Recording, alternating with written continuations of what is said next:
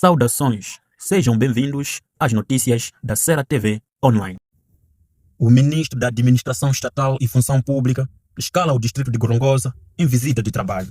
O ministro escalou nesta quinta-feira, 11 de 6 de 2026, ao distrito de Gorongosa em visita de trabalho. Na senda da visita ao distrito, Sua Excelência Inocêncio Mpissa dirigiu a reunião bastante concorrida pelos funcionários e agentes do Estado, onde auscultou as suas preocupações, tendo encorajado o funcionário público em Gorongosa a continuar a servir a população do distrito, pois os desafios serão resolvidos paulatinamente. Outro sim, o ministro também salientou aos funcionários públicos e agentes do Estado sobre a necessidade de continuar a mostrar o empenho nas atividades que lhes foram conferidas pelo povo. Antes de prosseguir com a reunião, o ministro quis partilhar a composição do Estado do governo, explicando ao funcionário o funcionamento da função pública e o dever do funcionário público e agente do Estado. Antes mesmo de prosseguir, eu queria partilhar convosco uma coisa interessante que vale a pena fazer.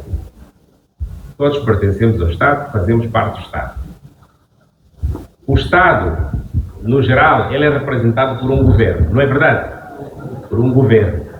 E o governo tem a sua responsabilidade de realizar um conjunto de ações para garantir a assistência das populações, certo? Até que estamos juntos. E nessa vertente, o Estado tem que garantir a assistência às comunidades. Mas quem faz isso é o governo, mas não são os membros do Conselho de Ministros que fazem. Eles contam com uma máquina. Há muito tempo chamava-se aparelho do Estado, não é verdade? Nós temos uma situação de horas extras. O governo não quer pagar horas extras. Não é o governo que não quer pagar horas extras, mentira. Mas quando você vai à bolsa lá, que é a bolsa onde deve-se ir buscar dinheiro para compensar o direito A, compensar o direito B ou o direito C, percebe-se que, olha, aqui estamos numa gestão de caixa. Entre pagar tudo e pararmos, o país parar, ou pagar uma parte e o país continuar a viver, continuamos a recuperar, até chegarmos numa fase em que resolvemos tudo, e pagar tudo, é melhor fazermos uma despesa que nos permite continuarmos a viver, não é verdade? 2, o governo, sim, há uma dívida muito grande que o governo tem, e essas dívidas estão a vir de 2021, 2022, 2023, 2024, e calculado tudo, são tantos milhões de meticais que temos que pagar de dívidas acumuladas. E o governo disse assim, olha, nós já vimos a dívida, apuramos tantos milhões de meticais com os funcionários. Este governo vai começar a pagar por partes. O governo começa a pagar por partes. Mas, estranhamente, quando começa a pagar, também começam a haver greves. Não, vamos fazer greve, para não sei o quê, para lançar pedra, não vamos à escola. Ninguém vai para o hospital, para não sei o quê, greve contra o seu conselho. Ok, então fizemos mal começar a pagar, fazer um sinal. Ou estamos a fazer aquilo que devia ser feito. Não sei se estão a perceber. Porque temos duas opções. Uma, pago 100% da dívida, cada um resolve-se, cada um vai embora. E o Estado termina e cada um vai passear e acabou, cada um vai fazer a sua machamba, porque já não vamos ter capacidade de manter a instituição a funcionar. Ou então pagamos por partes aquilo que é possível, mas que não paralise o funcionamento normal das instituições. Uma decisão prudente dá o que é. Temos que fazer aquilo que é possível, não é verdade? Sem pôr em causa o funcionamento das instituições. E a gente faz. E continuamos a viver, continuamos a funcionar. Assim, o governo começou por pagar tantos por cento por parte. No processo de pagamento, infelizmente, alguns gestores não nos entenderam. Nós dissemos, ao invés de pagar, por exemplo, a dívida no distrito são 100 mil com 20 funcionários. Alguns amigos, ao invés de pagar, por exemplo, pouco aos 100 funcionários, pagou muito a 2 funcionários, deixou 98. Não sei se estão a perceber. Pegou aquele 100 mil, dividiu 50-50 para 2 pessoas e deixou 98 funcionários sem um metical sequer. Então, quando a gente vai para o distrito e percebe o que é que se passou, começam a perceber, não é que o dinheiro não chegou, mas não pagou as pessoas que devia pagar, porque decidiu pagar aos amigos. Então a pergunta é, como é que você decidiu pagar 2 pessoas, em vez de pagar as 100? Nem que fosse para pagar 1000 cada um. Cada um sentir um pouco o sinal, né? Nada. Pagaram uns e deixaram os outros. Eu perguntei qual foi o critério. Então tivemos esse tipo de problemas de interpretação, mas a decisão tomada pelo governo não foi uma decisão má, ou foi? Mas a implementação, infelizmente, em alguns casos, não correu muito bem. Mas então o que é que eu quero dizer com isto? Algumas decisões apoiem o governo, dar força para o governo tentar puxar mais.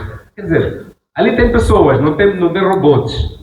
E as pessoas têm sentimentos. Então, às vezes, quando lançam muitas pedras, nós estamos à espera de opiniões e não sei quantos, para também continuarmos a puxar para a frente. E isso ajuda. Os nossos dirigentes aqui no distrito, não sei quem, fez uma coisa boa. Não há problema de dizer, administrador, estamos a reconhecer não sei quem, muitos parabéns, não sei quantos. Nós nada. Parece que estamos muito habituados quando o administrador erra. Comete um erro, então fica confusão já. Publicidade para não sei quantos. Mas quando faz coisa boa já não há a mesma publicidade. Não sei se estão a perceber. Mas estamos a pedir, senhores professores, não façam aquilo de filmar. Estamos a dar aula embaixo da árvore. Sabemos nós. Sabemos nós. Alguns desses nossos mais velhos que estão aqui, não sei se tinham árvore nessa altura para estudar embaixo da árvore. Também sabemos. Não muda nada. Ajudem-nos. Agora, quando se manda para redes sociais, que estão a dar aulas de baixo, não sei o quê, a filmar quadros, não fica bem. Não estamos do lado de frente. Estamos do mesmo lado. O governo não está interessado em ter crianças debaixo da árvore. Crianças sentadas debaixo da carteira. É triste quando um professor assume a responsabilidade de filmar porque está a entrar chuva, daquelas nossas cabanas que o esforço da comunidade, às vezes é a comunidade que fez esforço para construir paredes e cobrir com capim. Não é isso que acontece em alguns casos. E alguém está lá a filmar para expor o governo, para expor o país, para expor o Estado. Estão a se expor também. Daqui a 10 anos já vamos começar a sentir esse problema. Aliás, alguns já começamos a sentir. Porque os novos funcionários que estamos a ter no estágio, boa parte deles, não sabem construir uma frase completa. Uma frase coerente. Não é verdade? Fazer uma frase coerente. Diz, estou a pedir para ler isto aqui, fazer uma síntese. Vocês vão ver coisas. Uma síntese de um documento. Por quê? Porque nós mesmos decidimos deixar que a coisa corra. Que o governo faça. Não é o governo que vai fazer. Aquilo que eu estava a dizer, o governo decide a política. Nós, a administração pública, implementamos a política. Agora, se nós decidimos não implementar, não há problema. Daqui a 10 anos, aquele que era governo já não vai ser governo. Você que estava lá há 10 anos como professor, há de ser do governo. Depois vai começar a reclamar. Não é verdade? Esse país tem para condições, não sei o que, mas volta lá, rebobina assim 10 anos antes. Você era o que há 10 anos? E felizmente na saúde já conseguimos, porque na saúde são poucos também, pelo menos já conseguimos começar a pagar imediatamente no mês seguinte, né? Já, pelo menos, se consegue. Não sei como é que está a situação do distrito, era bom ouvirmos isso, mas já se começou a pagar. Horas extras feitas durante aquele período, faz logo a seguir. Mas por quê? Porque o setor entendeu organizar-se e cria evidências para isso. Ainda estamos com muitas dificuldades ao nível da educação. E o que é que acontece? Em alguns casos, temos pessoas que fazem horas extras 2, 3 vezes mais que as horas das aulas. E quando faz-se análise, percebemos que o número de horas que ele faz, qualquer pessoa não ia resistir, já estaria morto. O assunto de subsídios de funeral por morte também trouxeram-nos aqui, que é um dilema grande.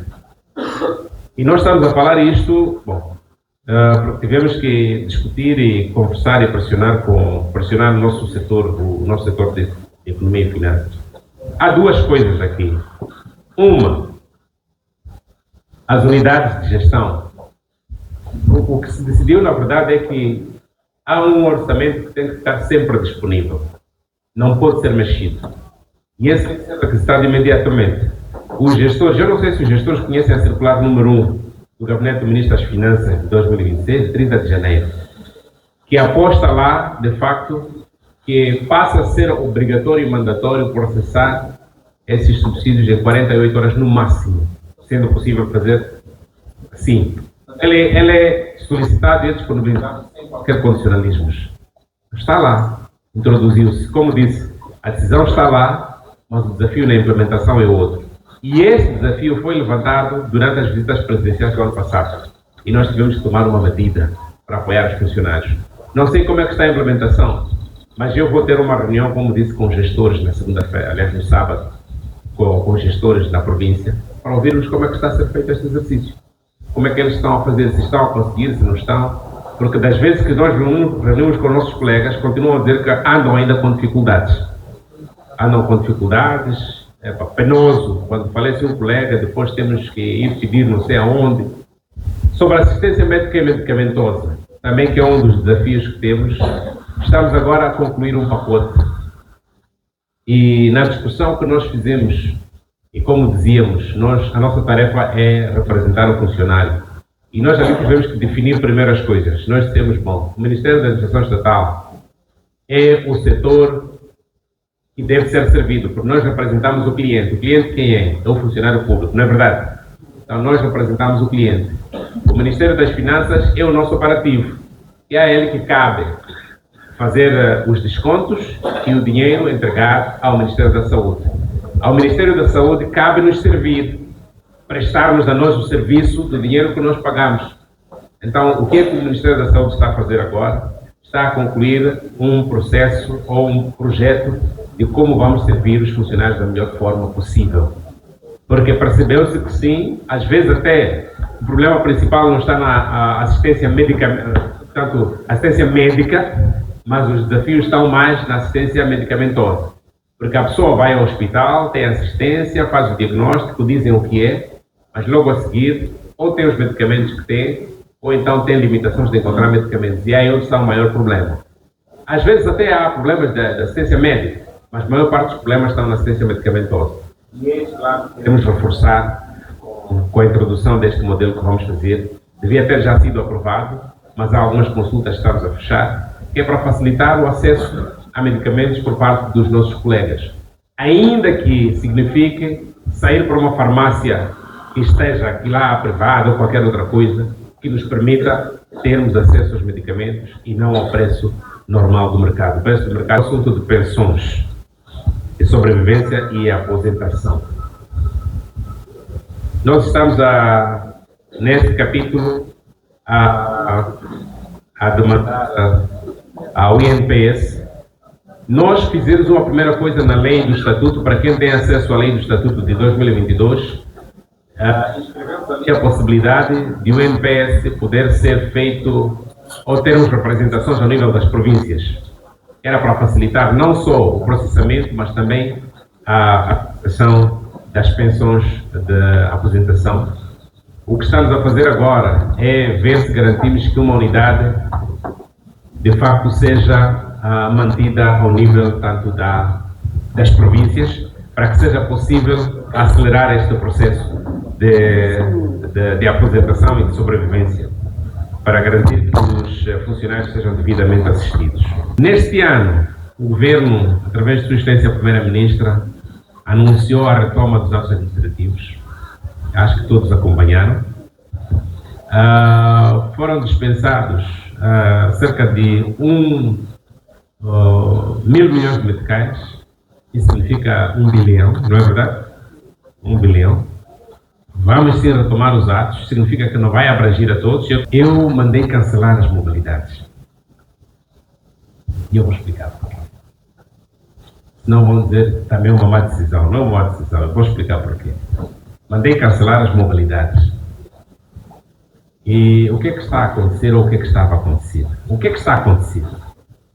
É que há alguns setores que nós autorizamos a todos os anos a admitir funcionários, não é verdade? Admitir funcionários, 2, 3 anos depois, ou 4, a maior parte dos funcionários entram como entram, não sei como, mas em princípio por concurso público, mas depois começam a pressionar o administrador, que tem que mudar, ou o administrador recebe uma chamada, como é que é? Dizem lá de cima, né?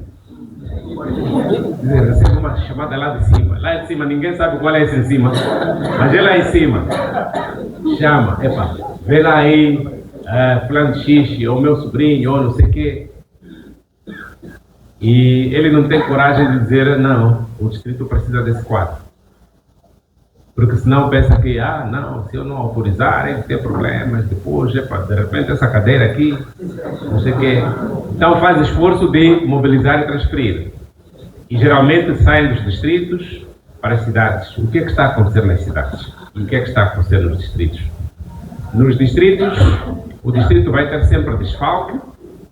Nós hoje podemos contratar 20 mil professores, 30 mil professores, colocar, 2 anos depois, metade dos professores já não estão naqueles lugares. Saem para não sei aonde, o distrito não consegue se consolidar, o distrito vai ter sempre problemas e não vai ter capacidade de contratar outros para colocar naqueles lugares. Por quê? Porque o funcionário sai com o seu salário, não é verdade? Então o distrito perde a capacidade de fazer isso. E nós estamos a puxar o distrito para trás, porque o número de crianças sempre aumenta, não está diminuindo. Não vamos ter como conseguir assistir às mesmas crianças com os professores que tínhamos há 5 anos atrás. Não é possível. Significa que nós decidimos concorrer aqui, por livre e espontânea vontade. Agora, por que é que temos que obrigar o Estado a nos tirar? Transferências que fizerem efetivamente sentido, ou por interesse do Estado, ou por razões confirmadas de limitação de saúde, ou efetivamente de necessidade de serviço. No fim da reunião, o senhor Pedro Musengue, o administrador do distrito, agradeceu aos funcionários e agentes do Estado pela visita do ministro e, de seguida, ofereceu aos visitantes produtos localmente produzidos.